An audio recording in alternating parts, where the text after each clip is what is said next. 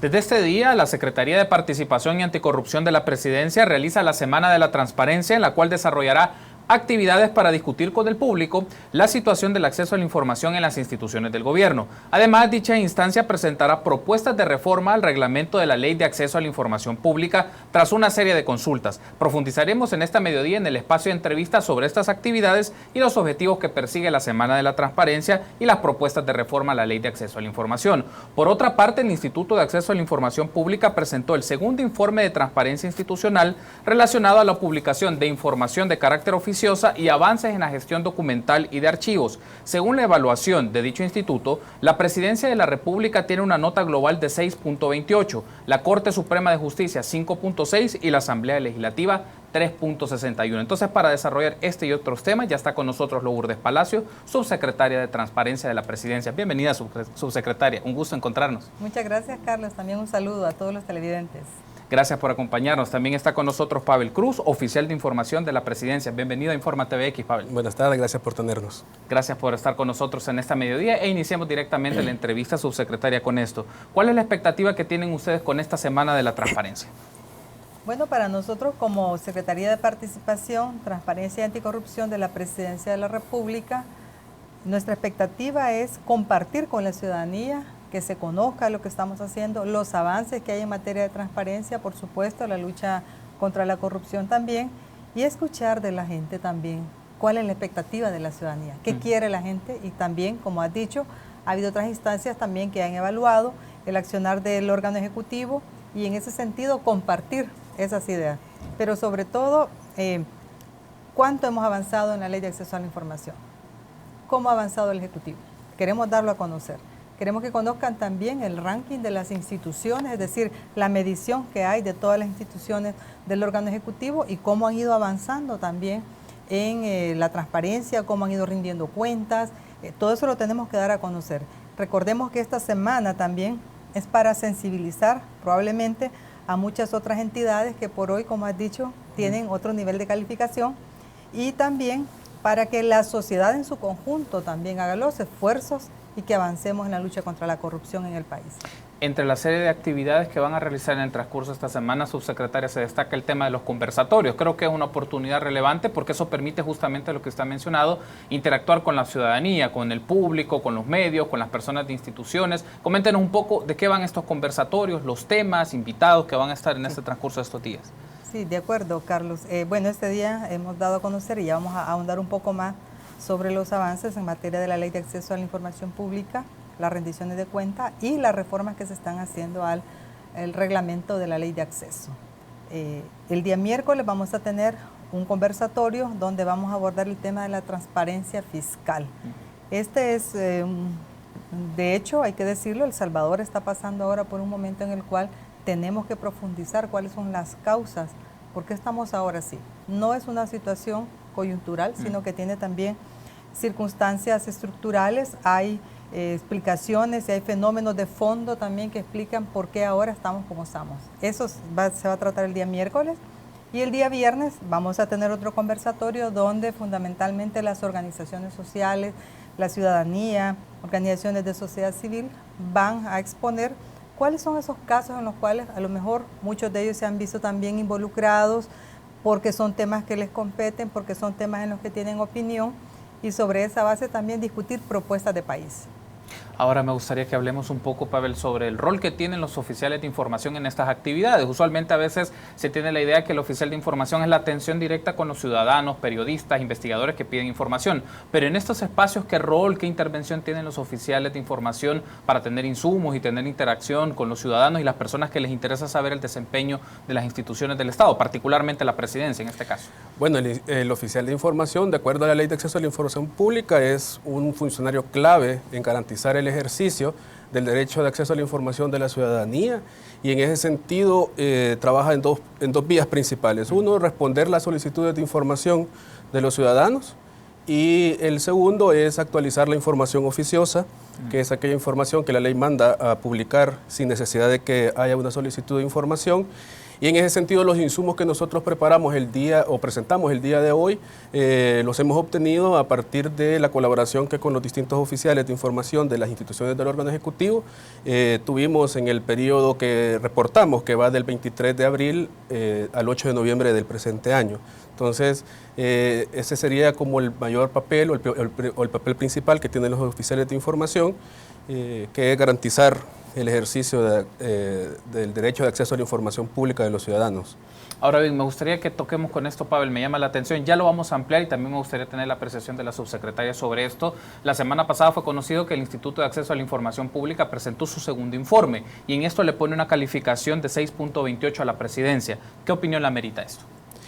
Sí, bueno, la novedad en esta calificación o en esta evaluación que ha hecho el instituto es que ha incorporado el tema de la gestión documental, que anteriormente no lo había evaluado, y por ello es que las notas han tendido a la baja en la mayoría de instituciones, porque el tema de gestión documental no es un secreto, que ha estado un poco rezagado en las instituciones públicas. Entonces el instituto, en un afán de poner ya en discusión, en la palestra, el tema de la gestión documental, ha incorporado en esta evaluación ya esa temática. Entonces, bueno, nosotros personalmente como oficial de información de Presidencia de la República nos parece importante ya esta incorporación que ha hecho el instituto, porque pone de relieve la necesidad de ordenar los archivos de las instituciones.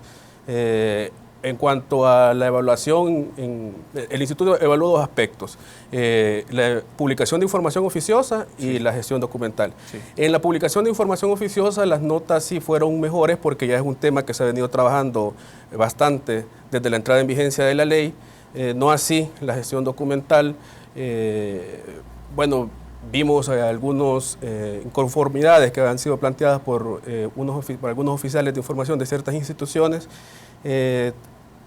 que surgen a partir de lo que se entiende como una disparidad de criterios entre lo que, en la forma en que las instituciones publican la información y la evaluación o la forma de evaluar del instituto. Nosotros como Secretaría vamos a analizar este punto y vamos a ver si desde la Secretaría como ente rector de la transparencia en el órgano ejecutivo podemos mejorar ya para la próxima evaluación las notas de las instituciones públicas. Justamente hacía esta mención, subsecretaria, porque en la presentación de este informe se generaron diversas reacciones de oficiales de información, particularmente de instancias autónomas. Y en el caso, por ejemplo, del oficial de gestión documental y de archivos del CNR, puso en cuestionamiento la metodología y hasta se menciona el término de cacería de brujas de oficiales de información.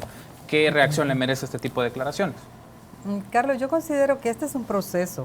El país en su conjunto, la sociedad en su conjunto va en este proceso, avanzando. Ahora, a pesar de que ahora se haya hecho este ejercicio, es otro paso más en el avance que se está teniendo en materia de transparencia en El Salvador. Entonces diría de que hay que darnos la oportunidad también para que a nivel institucional podamos aprender. Yo coincido con Pavel en que tenemos que analizar esos resultados de la información, de ese estudio, pero que también nos pone a la Presidencia de la República también, comparado con otras instituciones, en una buena evaluación. Es decir, que vamos por buen camino. A 7 años en que ha iniciado la Ley de Acceso a la Información Pública, vamos por buen camino, hay ya experiencia acumulada, no es para nada comparado con el pasado, donde no existía ninguna posibilidad de que ningún ciudadano pudiera ni siquiera pedir ni la más mínima información, porque simplemente estaba vetado todo. Ahora veámoslo en ese proceso y que esos niveles de avance cada vez más se tendrá que ir consolidando, tendremos que ir aprendiendo. Bueno, las mismas reformas al reglamento de la Ley de Acceso nos van planteando que se han encontrado casos en los cuales se tiene que ir mejorando. Entonces yo lo vería en ese sentido, en que tanto las instituciones como toda la sociedad salvadoreña vamos avanzando, vamos aprendiendo, pero por supuesto que, obvio, hay que ir tomando también medidas para que vayamos en ese proceso cada vez más, siendo un gobierno transparente, un órgano ejecutivo transparente, y que ese ha sido el énfasis que hemos tenido a lo largo de este último año. Ya, bueno, las cifras también que hemos presentado este día en materia de rendición de cuentas, nos pone en lo que hemos hecho por hoy el primer ejercicio también de este primer ranking de rendición de cuentas. 21 instituciones obtuvieron una calificación arriba de 9, es decir, se está cada vez más la institucionalidad del órgano ejecutivo, llevando, según lo plantea la ley, pero también según nos lo dice la gente. En esto es importante también hacer otro énfasis, y es que desde la Secretaría, como tú sabes también, tenemos como responsabilidad la participación ciudadana. En las asambleas ciudadanas que existen en cada uno de los municipios, ahí también hay Contraloría, ahí hay sugerencias, ahí hay críticas, cómo mejorar. Los gabinetes de gestión departamental están permanentemente de forma cotidiana con la ciudadanía interactuando, de manera que rendición de cuentas es un ejercicio, participación es otro, involucramiento de la gente es otro, y nos va llevando a que los instrumentos de normativa también tienen que irse ajustando cada vez más a ello. Entonces yo lo veo como un proceso en el sentido positivo de que seguimos a pasos agigantados en El Salvador, y hay que decirlo que el gobierno, el presidente Salvador Sánchez Serén, tiene esa voluntad expresa delegada en esta Secretaría de Participación, Transparencia y Anticorrupción para que logremos garantizar esos derechos de las personas, pero que también tomemos la opinión de las personas para mejorar ese marco normativo. En función de esta idea que usted ha mencionado, subsecretaria, me gustaría abordar este punto, Pavel. ¿Qué implica ver la metodología en el cual, por ejemplo, para este informe se evalúa el trabajo de las distintas instituciones del órgano ejecutivo? Es importante, hacía la mención de las declaraciones por un efecto mucho más general en asuntos de cultura, que a veces se tiene la reticencia a la evaluación o al trabajo que se hace, si tal vez la ponderación no es la esperada, pero se tiene una reacción de este tipo. Entonces, ¿cómo hacer esta valoración más profunda en el tema, más allá del número, cómo las prácticas pueden ser en favor de la transparencia y que las personas que solicitan información obtengan la información oficiosa y que la gente conozca cómo se está desarrollando las actividades del Estado? Creo, hacía el énfasis de esta declaración justo por ese punto.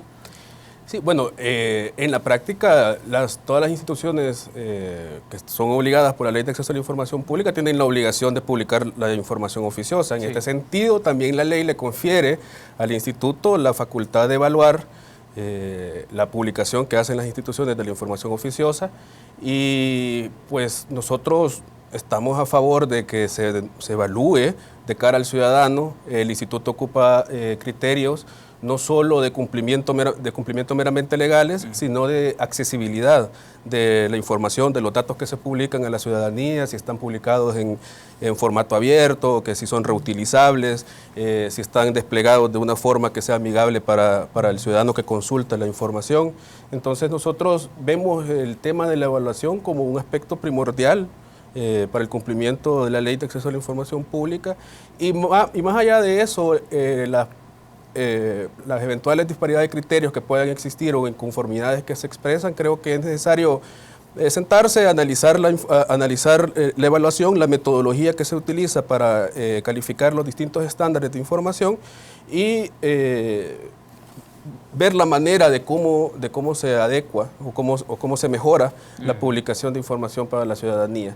Como le mencionaba, el tema, la innovación principal en esta evaluación ha sido la gestión documental. Sí. Entonces, el estado de los archivos de las instituciones, y en este sentido nosotros estamos completamente de acuerdo en que ya es momento de que los archivos institucionales se ordenen de cara a garantizar el ejercicio del derecho de acceso a la información. Entonces, este ha sido un problema que los oficiales de información precisamente nos encontramos cuando recibimos las solicitudes de información, que debido a que históricamente los archivos institucionales no han estado ordenados, pues esto impide que se cumplan, o más bien que se responda con más celeridad al ciudadano cuando requiere información, sobre todo cuando es más antigua a 5 años. Entonces, tengo que hacer una pausa, Pavel. Solo quiero hacer una última interrogante y reacciono en el siguiente bloque con la subsecretaria. El tema de cómo se configura este sistema de gestión documental y de archivos. Es importante hacer esta mención porque ciertamente hay un caudal de información que se viene acumulando por años de diversas actividades financieras, administrativas, políticas y demás. Pero ¿qué implica configurar un sistema de gestión documental? En este caso lo pregunto para la presidencia, obviamente para las diversas instituciones del órgano ejecutivo tendrá sus propias características, pero ¿qué implica elaborar un sistema de gestión documental? Y que obviamente ha sido una de las evaluaciones que ha hecho el Instituto de Acceso a la Información para tener información como con más rapidez o procesarla con más rapidez. Bueno, implica varias cosas. En primer lugar, la elaboración de un manual de políticas de archivo, una tabla que se conoce en archivística como tabla de retención documental y de clasificación de información. Se clasifica la información dependiendo del nivel de antigüedad en información, en archivos de gestión, en archivos intermedios, en archivo histórico. También, bueno, la creación de las unidades de gestión documental, que antes no se contaba con ellas y que por mandato ya de la Ley de Acceso a la Información Pública se tienen que crear. Y el Instituto ha emitido 8 lineamientos en materia de archivo, que es lo que se está implementando actualmente. Todos estos instrumentos normativos los tiene que autorizar el titular de cada institución. En el caso de presidencia es un poco peculiar en el sentido de que es como un mini gabinete dentro del gabinete. La presidencia está conformada por 9 secretarías y en ese sentido la cantidad de información con la que se cuenta es bastante amplia. Hay secretarías que la tienen quizás mejor ordenada que otras y eso implica como equiparar un poco el nivel de ordenamiento que se tiene en materia documental y pues en ese trabajo nos vamos a involucrar para ya en la próxima evaluación que realice el instituto en mayo, si no me equivoco, o en abril, pues ya la nota de archivo de gestión documental mejore. Perfecto, tenemos que hacer una pausa, regresamos en instantes en el espacio de entrevista este lunes 5 de diciembre. Me acompaña Lourdes Palacios, subsecretaria de Participación, y Pavel Cruz, oficial de Información de Presidencia. Regresamos en instantes.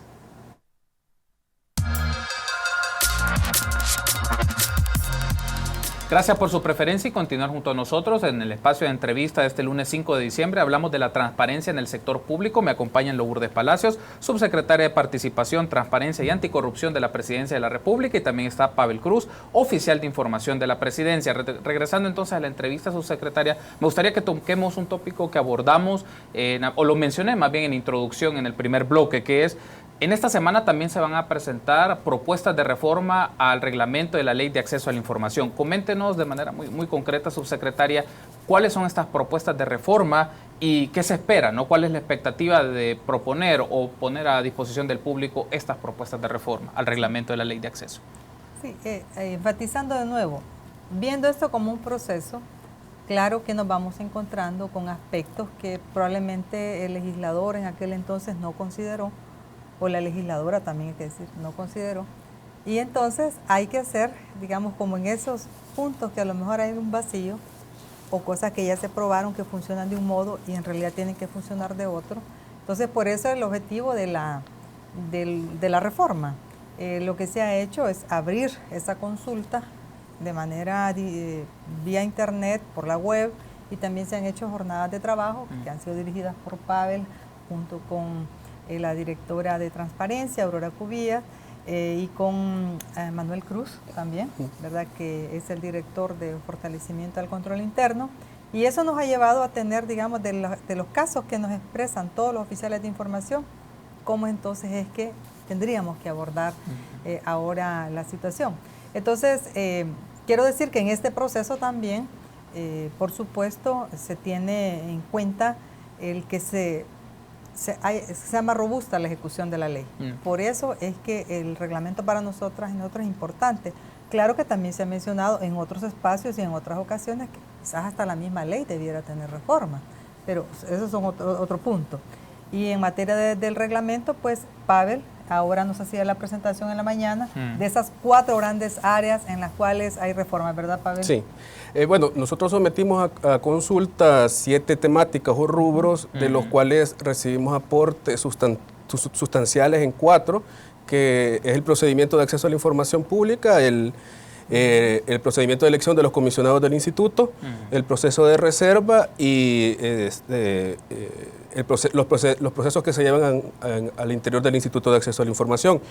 Los cambios más importantes o sustanciales que nosotros proponemos o propondremos en el proyecto final de reforma al reglamento tienen que ver primero con la eliminación del requisito de firma autógrafa en las solicitudes de información, puesto que el reglamento actual exige que, aparte del documento de identidad, la solicitud se firme por el solicitante, y esto nosotros, después de 5 o 6 años de experiencia en aplicación de la Ley de Acceso a la Información Pública, lo hemos visto que genera un obstáculo muchas veces al solicitante para poner sus solicitudes de información.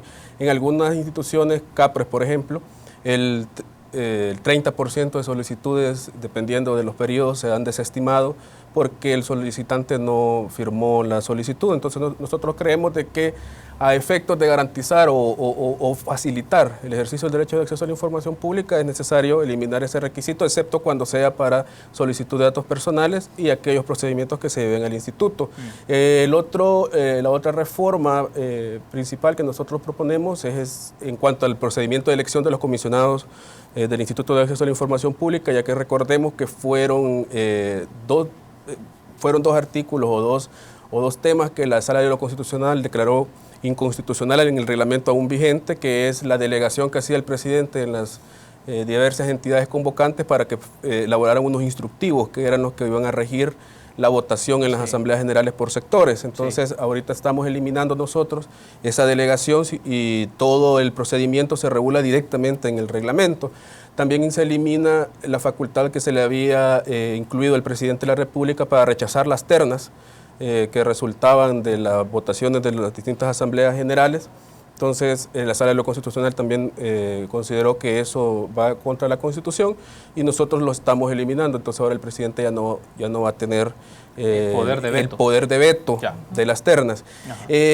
También, siempre en el tema de la elección de comisionados, eliminar el voto por poder, porque en la experiencia anterior, en la conformación del actual instituto, se comprobó de que llevaba una persona con poderes para representar a varias entidades y entonces eso que nosotros consideramos que un poco disminuye la democracia en la elección. Entonces estamos eliminando eso y el último gran reforma principal es la eliminación de los acuerdos de delegación para suscribir las declaratorias de reserva. Entonces nosotros estamos planteando que únicamente el titular de la institución esté facultado para suscribir las declaratorias de reserva. Actualmente el titular puede delegar en otros funcionarios de la institución esa facultad y nosotros hemos comprobado de que en algunas instituciones hay multiplicidad de acuerdos de delegación y eso ha llevado a que existan o se generen demasiadas declaratorias de reserva y a veces un solo documento está reservado por varias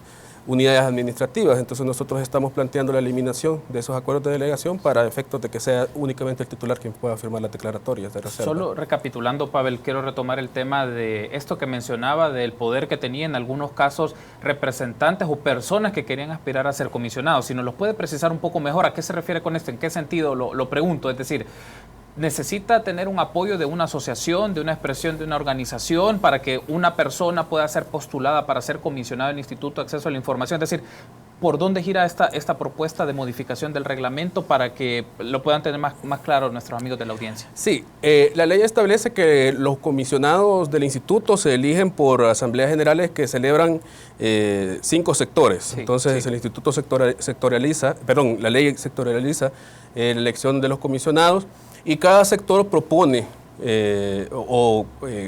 cada institución que conforma cada sector o entidad propone candidatos y en la asamblea general que se realiza por sector se vota por dichos candidatos y aquellos 3 que tengan la mayor cantidad de votos son los que conforman la terna que se presenta al presidente para que el presidente escoja a los comisionados. En la elección anterior lo que nosotros vimos es que, por ejemplo, en algunos sectores llegaba una sola persona con más de 10, 15 poderes de distintas entidades y pues esta persona prácticamente monopolizaba, digamos, la votación ¿cómo se llama? O disfiguraba un poco la representatividad ya de las ternas que se proponían para el presidente. Entonces nosotros estamos pensando ahorita, incluso a partir de un aporte que recibimos de sociedad civil, de que primero se carnetice a las personas que asistan a la Asamblea General a efecto de tener un mayor control ¿cómo se llama? De la votación, y que una persona un voto, ¿verdad? Entonces que no se permita el voto por poder. Y nosotros consideramos que eso no obstaculizaría la elección, pues ya que la ley establece los sectores, pues aquellos que tengan interés en participar, pues que acudan, ¿verdad? Y que emitan su voto, pero que no distorsionen, digamos, la votación. por votar con poderes. Entonces, a eso se refiere, a eso va encaminado la reforma que estamos proponiendo. Perfecto. Quiero aprovechar ahora, subsecretaria, para tocar aspectos más de carácter coyuntural y hago la pregunta directamente. ¿La Secretaría de Transparencia publicará datos vinculados a los sobresueldos emitidos por la Presidencia de la República? Bueno, en este momento no tenemos eso en estudio.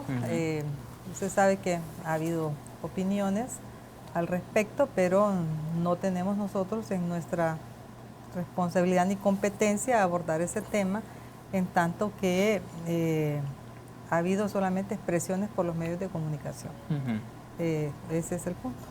Hacía justamente esta pregunta porque es de discusión de opinión pública, ¿no? Sobre todo por la mención que se hizo de las declaraciones de la doctora Isabel Rodríguez, ex ministra de Salud, y también por investigaciones que ha hecho el periódico digital El Faro, y no, digamos, la Secretaría de Transparencia no está valorando la posibilidad de consultar, o la misma Presidencia de la República valorar este tema y tener un posicionamiento particular, porque claro, es un tema de debate. Entonces, ¿en qué medida, si se ha pensado alguna manera de contingencia, alguna forma de información, de una manera de gestionar la información o publicar si la Presidencia ha brindado sobresueldos? No solo lo pienso para esta gestión, pienso de manera retroactiva, si está pensando este tema. A eso iba, que perfecto, digamos, este gobierno, la presidencia del profesor Salvador Sánchez Serén, absolutamente no tiene nada que ver con ese tipo de declaraciones.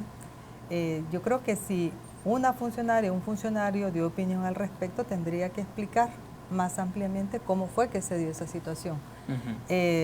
Son ellos los que directamente han opinado, pero que debo decir claramente que no, este gobierno no ha tenido para nada ese tipo de prácticas. O sea, no tenemos ni información nosotros tampoco que decir al respecto, porque no tenemos nada que señalar en esta gestión. Pavel, en el escenario de que personas solicitaran información sobre esto, por si se ha emitido sobresueldos de la Presidencia, no solamente esta gestión, de las anteriores, ¿cómo aplica el procedimiento? Buscar información. ¿Por qué lo pregunto? Porque solicitudes que obviamente periodistas o investigadores ya habrán hecho o harán. ¿Cómo lo gestiona la Presidencia este escenario? Sí, de hecho ya tenemos solicitudes de información al respecto a raíz de las declaraciones de algunos exfuncionarios. Entonces ya tenemos solicitudes de información con respecto a sobresueldos y ahorita estamos en el plazo que establece la ley para recopilar dicha información al interior de las unidades administrativas de Presidencia que pudieran haber tenido información al respecto. Entonces, de los exfuncionarios. Entonces, ahorita estamos en el proceso de la solicitud de información. Evidentemente no se circunscribe al gobierno actual, sino que viene desde el periodo que corre de 1989. Entonces, ahorita estamos nosotros en el proceso, dentro del plazo legal que nos otorga la ley, para gestionar esa información en las distintas unidades administrativas de Presidencia, y una vez concluya dicho plazo, pues evidentemente la Oficina de Información y Respuesta notificará a los ciudadanos solicitantes la información con la que se cuente, ¿verdad? Perfecto. Aprovecho también en la línea de este tema, subsecretaria, la discusión ante el público. Seguramente este tema va a ser parte de los conversatorios, la gente lo va a preguntar. En ese caso, ¿cómo puede generarse una discusión, digamos, si bien puede ser frontal, pero madura sobre este tema? Y creo que es relevante hacerlo por la implicación que esto tiene. Y no solo pienso en asuntos de 1 año, 2 años, estamos hablando de varios años de gestiones presidenciales, que estamos hablando de montos absolutos que pueden ser millonarios en este tipo de práctica. Entonces, ¿cómo puede generar un compromiso la presidencia actual para hacer lo más transparente posible este tema y la discusión a la opinión pública lo más amplia posible? Sí, y yo creo que de eso se trata el conversatorio del día viernes, Carlos, porque vamos a ver el pasado, el presente y el futuro de la lucha contra la corrupción en El Salvador. Y obvio que ahí vamos a abordar este y otros temas a lo mejor, o cosas que, por ejemplo, a pesar de que hubo pruebas, de que hay evidencias, no se toman en cuenta casos, por ejemplo, para la investigación de parte del Ministerio Público, y eso sí llama la atención, porque ¿hasta dónde llega exactamente la preocupación por la lucha contra la corrupción en El Salvador? Y que no es solamente el órgano ejecutivo, el único ente responsable de luchar contra ese flagelo, que incide directamente en las políticas públicas, que incide en el logro de los objetivos de desarrollo sostenible, y por eso la semana y por eso el día 9 de diciembre incluso es esencialmente importante, porque estamos sensibilizando también a la sociedad salvadoreña para que todos y todas abonemos a ello. Por supuesto que el acceso a la información, la rendición de cuentas, cómo actúa la sociedad en su conjunto, tiene que ver con esto. Y ahí vamos a analizar qué está pasando ahora, pero qué pasó antes. Y como decía al inicio, hay mucho que decir del pasado, porque lamentablemente es cuando se han dado las prácticas de corrupción, donde hay señalamientos concretos, y no hay nada ahorita, una forma de cómo decir que paguen quienes han cometido ese delito, o que reintegren lo que en su momento también evadieron, o también en lo que se llevaron para otro tipo de acciones personales. Es decir, todo eso ahorita está pendiente como una discusión, pero también sobre todo cómo saldar esa cuenta con la sociedad salvadoreña. Imagínense a lo mejor cuántos niños y niñas hubieran tenido una mejor atención en el hospital de maternidad si esos 29 millones del proyecto RESA no hubieran desaparecido, por ejemplo, ¿verdad? ¿Cuántas obras más se hubieran hecho si los millones que se extraviaron, se perdieron en la Diego de Holguín, también hubieran tenido su cumplimiento según el objetivo del proyecto? Entonces, todo ese tipo de situaciones también hay que abordarlas, porque si no, estamos viendo solamente un lado de la historia y no estamos viendo de ese pasado también opaco y oscuro del que venimos. Y cómo también se va a hacer para que se salde esa deuda con la sociedad salvadoreña y sobre todo con aquellos sectores más excluidos que son a quienes beneficiaría ese dinero. Bueno, el caso de Las Colinas, el caso FECEPE, que ha estado también últimamente tan mencionado. ¿A dónde fue a parar ese recurso? Entonces, eso es una deuda pendiente con esta sociedad salvadoreña que hay que atenderla. Cierro con esto, subsecretaria. Está valorando la Secretaría de Transparencia y Anticorrupción esta indagación de esta información de procesos anteriores para ponerlo a disposición del Ministerio Público, para ponerlo a disposición de la opinión pública, para que se conozcan con precisión estos detalles, porque claro, tenemos un caudal de información importante, pero de este tipo de prácticas sobre sueldos, malas gestiones de los fondos públicos, se pueden visibilizar para generar contraloría social. Los ciudadanos pueden reaccionar y demandar e insistir al fiscal, e insistir a las instancias judiciales de que hagan procesos de investigación contra funcionarios en particular, ¿no? Yo creo que de eso se trata, porque como decimos en la Secretaría, la transparencia llegó para quedarse en este país. Hay que seguir fortaleciendo esos procesos y ciertamente la participación ciudadana, el involucramiento de la gente tiene mucho que ver.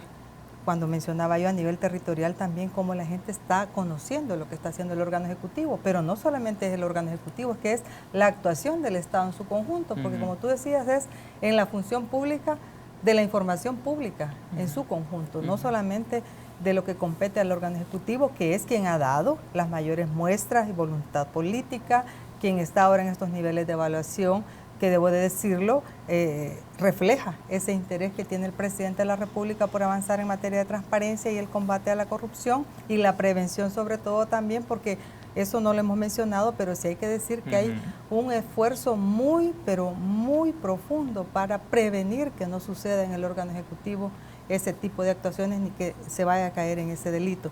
Sin embargo, hay que seguirlo fortaleciendo y como he dicho, sobre todo en el resto. Y por otro lado también en el sector privado, Carlos, ¿verdad? Porque aquí se señala solamente al órgano ejecutivo, pero no se señala de la actuación del sector privado. Porque para que haya un corrupto tiene que haber un corruptor. Entonces, vamos también a que ese desempeño de toda la sociedad tiene que caminar en la misma lógica, en la misma dirección. Y eso es lo que vamos a conversar el día viernes. Subsecretaria, ha sido un gusto. Gracias por habernos acompañado en este espacio de entrevista. Un gusto también. Gracias por haber estado con nosotros, licenciado Cruz. Estuvieron con nosotros en esta oportunidad Lourdes Palacios, subsecretaria de Participación, Transparencia y Anticorrupción de la Presidencia de la República, y también Pavel Cruz, oficial de información de la Presidencia. Hablamos un poco de la transparencia en el sector público. Permítanos una pausa. Regresamos en instantes con más información nacional en la primera emisión de Infórmate BX.